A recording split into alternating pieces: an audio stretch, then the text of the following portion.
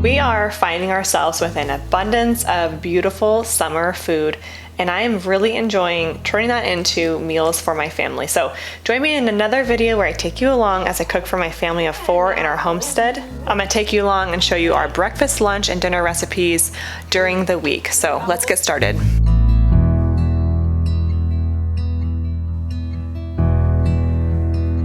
I am thoroughly enjoying summer and everything it has to offer. Our garden is finally bursting. We're getting the warmth. The sourdough is rising faster than normal. The doors and windows are open, especially in the morning when it's cool. I have been loving our sourdough sandwich bread recipe that I shared on my channel a few weeks ago. I will leave a link to this recipe on the blog in the description below. It's definitely a must-have. So I'm starting my week off with a CSA pickup. This is basically picking up vegetables from the farmer's market. This is the time of year for farm fresh food and we're loving it. But we're also finding ourselves with an abundance of food because everything is so abundant. And I can't help but just thank God for the food abundance. However, sometimes I find myself almost not even sure how to cook all of it. I'm gonna give you a little preview of what I'm getting this week in the CSA, and of course this changes for us every week. But right now we're getting kohlrabi. Those are those big bulbs over there if you don't know what that is. Garlic scapes, spinach, lots of basil, which I'm gonna be showing you what I'm doing with all of this actually coming up in this video. Lettuce, curly kale, you guys know I love kale. And of course cherries, because we are also doing a fruit share.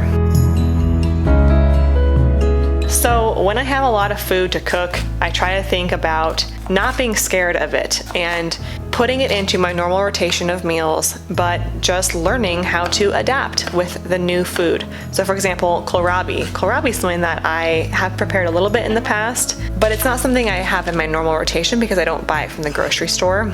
This is actually fennel that you're seeing me cut up right here.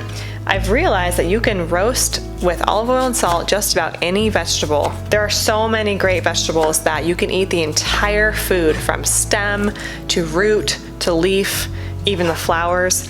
And if you just Google it, you'll probably learn that it's really not that hard. It could be just as much as cutting it up, drizzling it with olive oil and salt, and roasting it.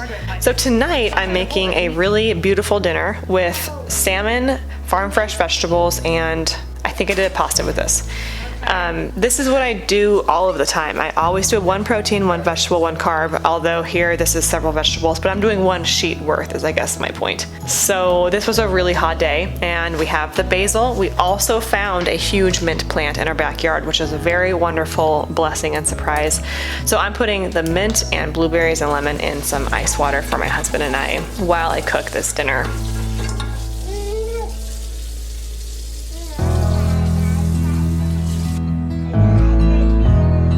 In the Pacific Northwest, we are very blessed to have wild salmon.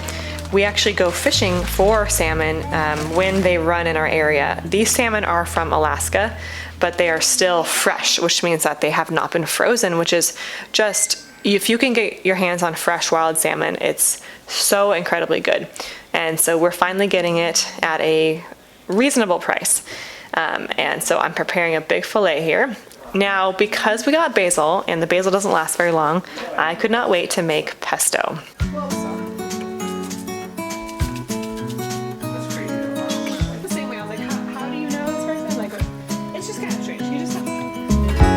I'm gonna be making up a pesto with cashews. We have a lot of cashews on hand. And I'm gonna be using my basil. Now, like I said earlier, we also found a huge mint plant in our backyard that we didn't know. I don't know how it got there, I didn't plant it. But I'm gonna be adding the mint to the basil because I think that'll be really yummy. So when I'm cooking and taking videos at the same time, it's all happening in very real time. So I'm taking a quick break to feed my baby here. And I'm also really excited the fact that he likes the salmon. I think if you get the babies started on fish when they're babies, then they will like it from there on out. At least that's what I hope. And that's what worked for my toddler. So she loves the salmon as well.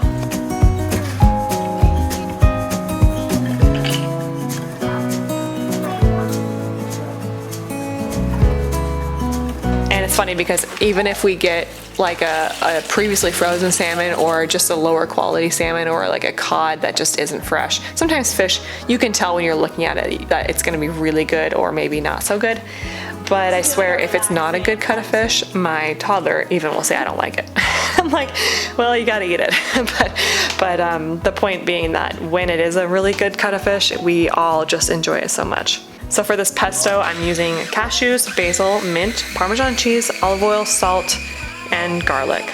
We were especially hungry this day because on the weekends we like to dedicate a full day to something fun.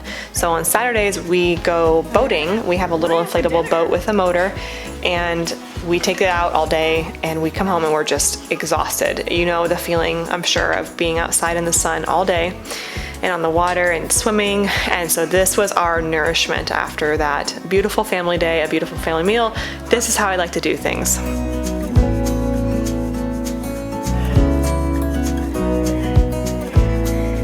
I want to take a quick break from today's What We Eat in a Week video to talk to you about Nakano knives. They are also the sponsor of this video. I love cooking, as you know, and it really helps to have a high quality knife on hand. I do a lot of chopping, onions, garlic, vegetables, carrots, potatoes, and when I can do that quickly and effectively, it makes the meal smoother, which makes everybody happier when the food can get on the plate faster. I never realized what that difference was until I got my first Nakano knife. I have since then gifted it to family members because it makes a huge difference. The knives are handmade from quality steels and classic blade styles, and with only a few knives you can build a minimalist blade set that can meet all of your chopping needs. Nakano has always valued the input of professional chefs to continuously improve their products. They work with chefs around the globe to create the toughest and sharpest knives in the world. We have the Mito Santoku knife and we've had it for a very long time now and it has withstood the test of time. It is handmade in Japan by craftsmen using ancient craftsman techniques that have been passed down from generations.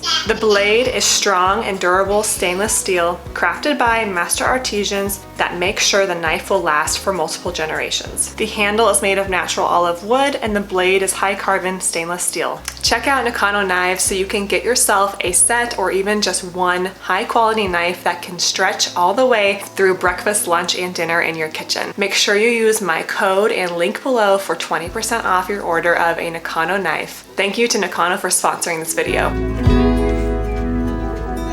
So I'm gonna start a loaf of bread here, and I'm also gonna pre-make breakfast for tomorrow. But first, you just saw a clip there of us at the farmer's market. I love filling my kitchen with life all year long, but this is especially easy and enjoyable in the summertime because you have fresh food, fresh flowers, people, my daughter's barefoot running around outside, coming inside, and I love hearing the sound of the chickens outside. I just love all that summer has to offer. So I love filling my kitchen with flowers because although I would love to just not cook at all, I mean, I don't really mean that. I love cooking the summer food, as you can see in this video.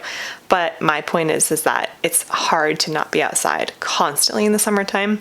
So bringing flowers inside, especially when you're in the kitchen so much, can really bring the brightness of summer into the kitchen while you are at the same time serving your family. And that is what this is all about, is serving your family.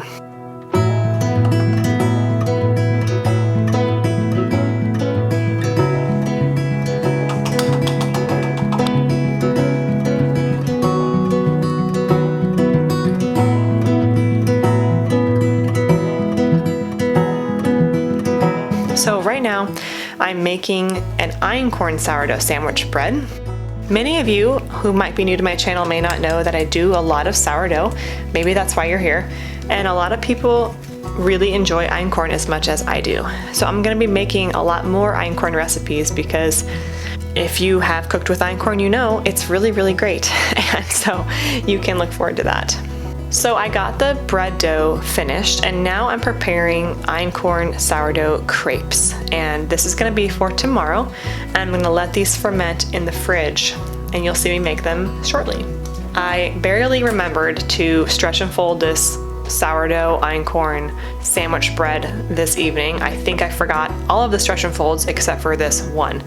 But it does go to show that sourdough is very resilient, because this loaf came out great, as you'll see in a second. Especially in the summertime, you can get away with a lot with your sourdough. You do not have to follow a rigid timeline.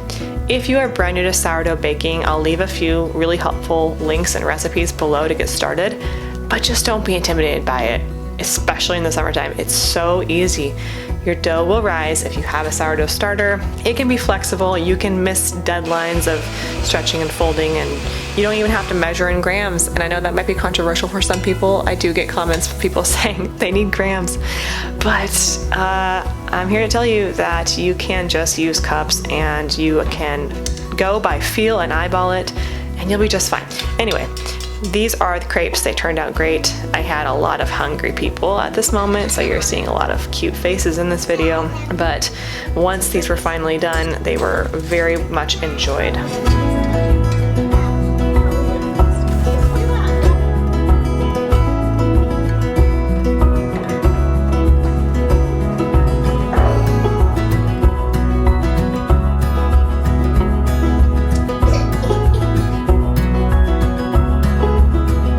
A few days after I made these crepes, which you'll see in a second, we ended up getting freshly picked strawberries from a local farm. And I thought it would be great to put some strawberry jam inside of the crepes, but I didn't have them at this time. So on my agenda this current week is to probably make these again and fill them with the strawberry jam that I did end up making. So you see me turning this dough into a rectangular shape to go into the sandwich loaf pan here, and that's great and all, but you don't even need to do that. You could just literally throw it into a pan and it will make bread. Einkorn is an ancient grain. If you've never heard of it and you're wondering, it is higher in protein and lower in gluten, so it does not create those really epic, fluffy, bubbly sourdough loaves you might see at the store. Those are all just regular flour. But einkorn is non-hybridized, meaning that it doesn't have a certain hybridization process that's done during the growing of the grain that strips away some of the nutrients. So it's very, very nutrient dense for you. And like I said, higher in protein, lower in gluten, so it's easier to digest. It also has a really nice nutty flavor that we really enjoy. So this sandwich loaf is 50% einkorn flour. You can do it with 100% einkorn flour as well. We just prefer the 50%, because if you use regular flour with it, you're still getting the gluten in there that helps it rise and get kind of really doughy and fluffy. So we're getting ready right now in the morning. It's another beautiful summer day. We're gonna have a picnic, and I'm gonna use my einkorn bread to make sandwiches. I'm also making a quick bowl of pasta, because if you have kids, you know, it just helps to have pasta on hand. So we're gonna be bringing that to the park as well. That's you. Oopsie. But first, we need to have some breakfast. Luckily, this sourdough loaf, I think we may have eaten the entire thing this day, because as you see, we are making toast with avocado toast, and fried eggs on top. I like to throw a little bit of my Kinder seasoning on top of the eggs. Just gives it some nice flavor. If I had extra time, I would also saute tomatoes with some herbs and olive oil on the stove and put that on the eggs as well. But it's not quite tomato season yet where we are, so. My baby fell asleep while I was making the lunch. I remember this being a very exhausting day because I did so much for breakfast, and then I had to cook the lunch right away. There was no break in between, but it's always rewarding when you finally get to the park and you have your picnic. Now it is the next day, and I'm starting the morning as I normally do with making a kefir smoothie. So kefir grains are these little grains of cultures, bacteria, good bacteria, that eat away at the lactose in the milk and create more good bacteria and prevent bad bacteria from growing, which is why you can keep kefir on your countertop. So I make a kefir smoothie for us every morning. It's very high in probiotics. I like to put Hawaiian fruit in there, like pineapple, mango, strawberries, banana. I also put cod liver oil, and I like to top it with cocoa nibs. So that is how I'm starting the day today. I find it's really important to have a nice breakfast in the summertime because, like I said, you are outside a lot, especially if you're a mom with kids, and you need to have that protein and the hearty breakfast to sustain the energy for the rest of the day. This morning I am making a Dutch baby pancake, and this is also with einkorn flour. I had to include this clip of my daughter in here because she was pretending to get married. It is my husband and I's anniversary coming up this week, and we've been talking a lot about what that means. So she wanted to wear a veil and a white dress, and so that's why I thought she looked really cute. This Dutch baby pancake is a very easy and quick recipe. If you have not done this before, I'll leave a link below to the recipe. It's definitely worth doing. It's like one big pancake, so it's just super easy. You mix it up in the blender and then put it in your pan and cook it. That's right. I made a roast steak.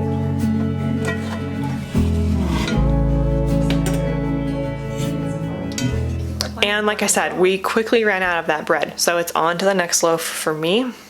I'm gonna be trying something new here and making a Pullman loaf. If you've seen these before, it's basically a square, perfectly square loaf. And I have 2 Pullman pans and I'm experimenting with them. So I'm putting the dough into the larger pan, and it's very low right now, and I'm gonna let it rise. So in a second you'll see that it got a lot higher.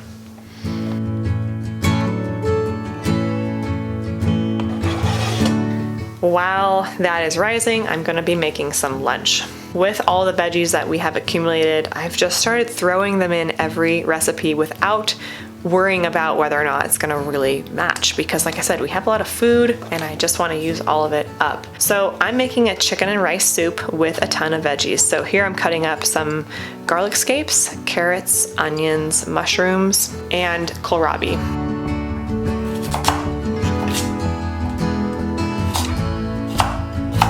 Side note, I did not get a video of this, but my husband had the idea of barbecuing kohlrabi, and we have done that a couple times now, and it is so good. It tastes like French fries, and it's definitely my preferred way.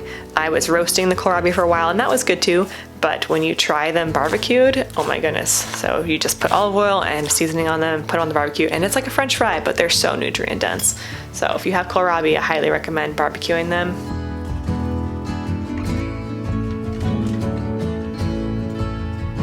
While my vegetables are simmering, my baby woke up, so I'm going up to get him. This chicken and rice soup is great in the summertime because it uses up bone broth. So I'm just straining off a fresh pot that I have. I had made roasted chicken the night before, and now I have broth from letting that sit overnight and all day. Then you just add your chicken and your rice, and you let that simmer for an hour or 2. I do appreciate meals that you can walk away from like that, because then you can do other things while the meal is cooking and you can prepare it ahead of time. My daughter was actually out with my mom this morning, and so I had a little extra time, but once my baby woke up, my time started to get a little bit tighter. So I'm just using my favorite Date Lady barbecue sauce, or maybe it was the sweet chili sauce, I can't remember, one of the sauces in the soup to season it up instead of doing any herbs. Although the bone broth already adds a lot of really great flavor. And this turned out really delicious, and we even had leftovers. So as you can see, the Pullman bread has risen. It's almost all the way to the top, and I was not sure how this was gonna work out because I've never covered the bread like this and made a Pullman loaf. But I did put an egg wash on top of it, and while the bread was cooking, I went ahead and cleaned my stovetop, which I do not do often enough. It feels good to actually pull the handles off and get the food out, because there was a lot of food just sitting in there.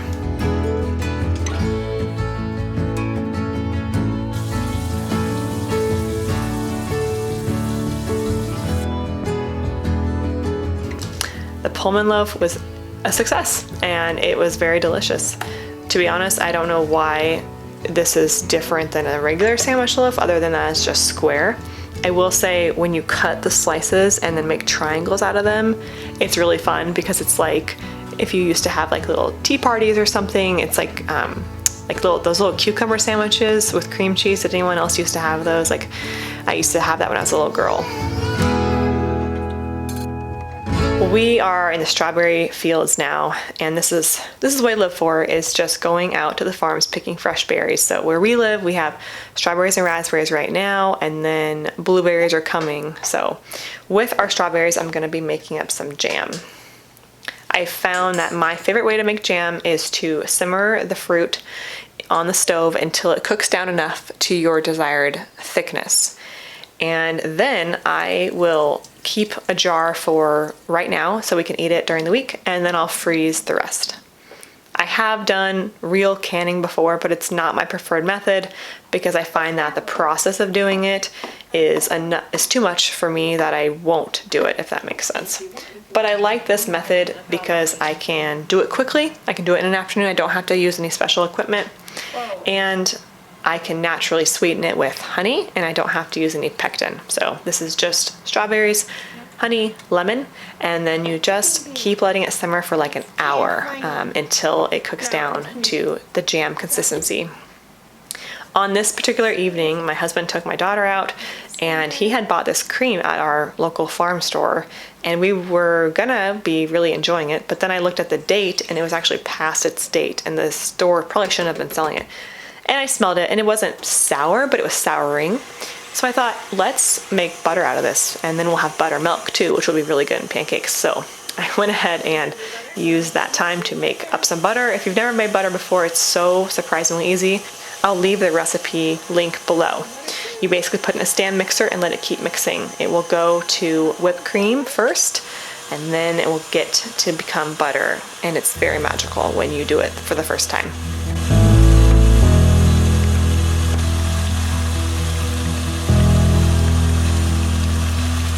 Let's see. There we go. Oh, it's not long, but it's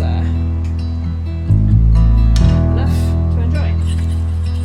My jam is just about finished here, and I'm gonna go to the garden and get some of my new pineapple sage to put in the butter. I'm really excited about this one, and now that I've been eating this butter, I can tell you this came out really, really, really good.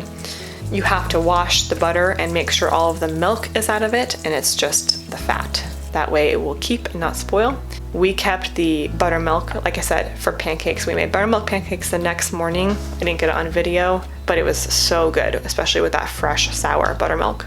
So I'm adding the sage and the salt to the butter, and I'm just gonna roll it up in some parchment paper, and we'll be enjoying this whenever we can. It will probably be consumed in about 2 days because we eat so much butter.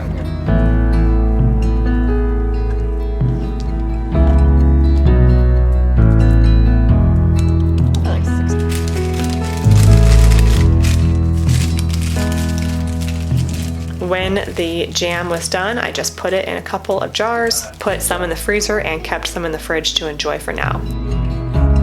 You can see it on my fresh Pullman loaf triangle bread, as I call it, and this worked out perfectly. Thank you so much for cooking some summer recipes with me in our homestead. If you're brand new to my page, make sure you hit that subscribe button. Every week I post a new video on farm-to-table recipes and homemade natural living. Don't forget to check out Nakano Knives and use my code for 20% off your order of a Nakano knife. Thank you so much for stopping by the Duvall Homestead.